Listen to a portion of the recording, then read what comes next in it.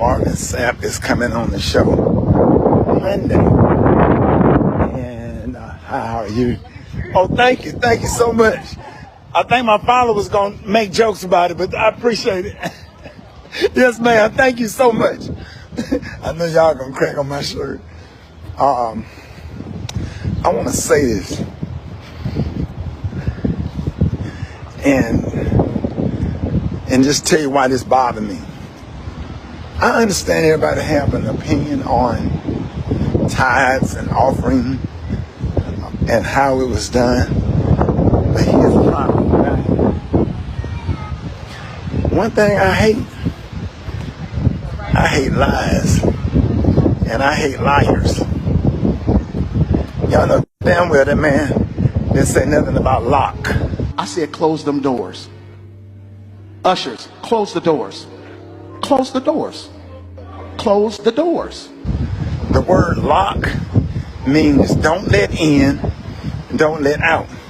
Close means you can go out if you want. The pastor asks you not to go out, and if you choose to go out, you can go out. Girl would have paid it. So you got Marvin Sapp is been making a lot of rounds through social media because this video clip went viral last week. And I remember the first time I saw it, I mean, I guess I was, incoherent or whatever. I could have swore he said 4,000. I had to go back and watch. This fool said $40,000. And I'm like, whoa. So without context, you're thinking, hold up, maybe he's a big mega church, mega church preacher.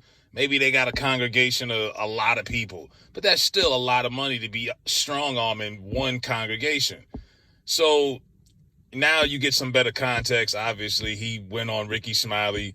Rickey Smiley, as you see there with the funny Hawaiian shirt. Of course, he was going to do whatever in his power to protect and save one of his boys. You know what I mean? If there's one thing Rickey Smiley cares about, it's the Democratic Party and his black church. That's him all day, every day.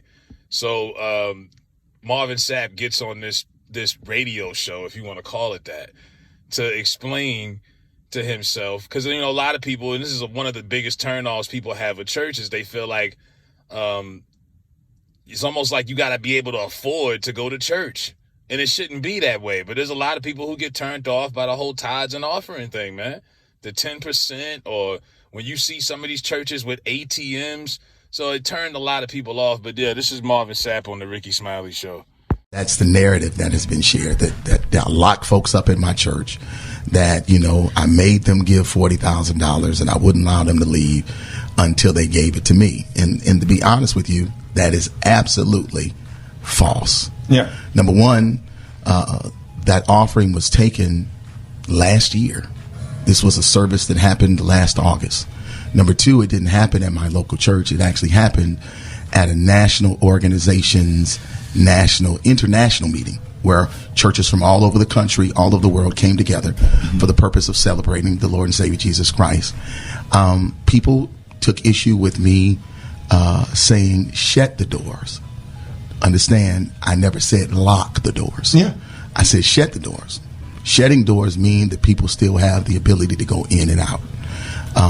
They've taken issue with my tone, and I can honestly say, looking at the video, maybe I was a little more assertive than I should have been, and I can apologize for that. But three things I need to make sure that people understood. Number one, the $40,000, if it was $40,000 that was raised, was never given to me.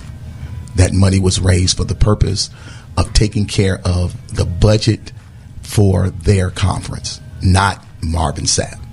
Number two, it didn't happen at my church. It happened in Baltimore. Number three, people take issue with me being firm with the ushers. Anybody that goes to church, ushers one-on-one, that's the first thing they teach you as being an usher, is that there are 3 times you don't walk. You don't walk during the altar call. You don't walk during prayer. You don't walk during the offering. One of the reasons being is because of the sacredness of the moment. But it's also about security. As a pastor, we understand and we know that churches are being robbed at gunpoint. It's happening all over the country. This is not something I'm making up. This is factual. So if you got 5,000 people in the room, you want the doors closed. You don't want the doors locked. I couldn't get them locked anyway. It's a convention center. But the doors needed to be closed, and there was a lot of pandemonium and stuff that was going on out there. But I wanted to share that first. But that ain't even the reason why I'm here. Here's the reason why I'm here. The reason why I'm here is because what has happened is people have taken clickbait and made something out of it that it isn't. And because of that, my church has been getting phone calls. People have called my church and cussed me out. My staff are afraid because I've received death threats over $20 and shut the door. People have come to our campus. They have come to my church to try to cause problems, issues, challenges. And again, my children, I don't look at comments. We was talking about this. I don't read comments. When you got millions of followers, you ain't got time to be reading all the comments. You just don't have it. Right. My children do. And they are afraid.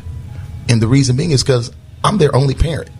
I'm a widower. They're afraid for my safety. So now we've had to update and increase security and all the things I've never had to do before because of the vitriol and the anger that people have shown, the things that he tap dances around it. Yes, he said shut doors, not lock doors. But the bottom line, you would think in a recession, because we're basically in a recession, layoffs are happening all over the place. That's why they're trying to keep as many jobs here in America as possible. We've lost so many jobs overseas, and money's tight. People pinching their pocketbooks and their purses and all of that. That people don't really want to, they don't have much to give. It's not even about being stingy at this point. You know what I mean? I mean, back in the day, if a bum asked you for money, you'd be like, you might feel bad if you said no. Hell, you might not have any. You know what I'm saying? You might not have no cash, and then they'll hit you up with the, I got Venmo. I'm like, okay, you ain't too broke, nigga. But you get what I mean. You know what I mean? Money is tight, and the last thing people want to do right now is give money to charity that they just cannot afford. And I think that's what really turned people off. On top of the whole, it's almost like they're guilting you to give money for the Lord and, for Jesus Christ and all of that. And that's what makes people feel like, damn, you know what I mean? Like you at home tossing and turning at night in bed, like, oh man, did I give enough? But yeah, this was a convention, and Marvin Sapp, I guess he felt with his influence, his celebrity, that he could get people to come out of their pocket. Who knows? Did they actually raise the $40,000?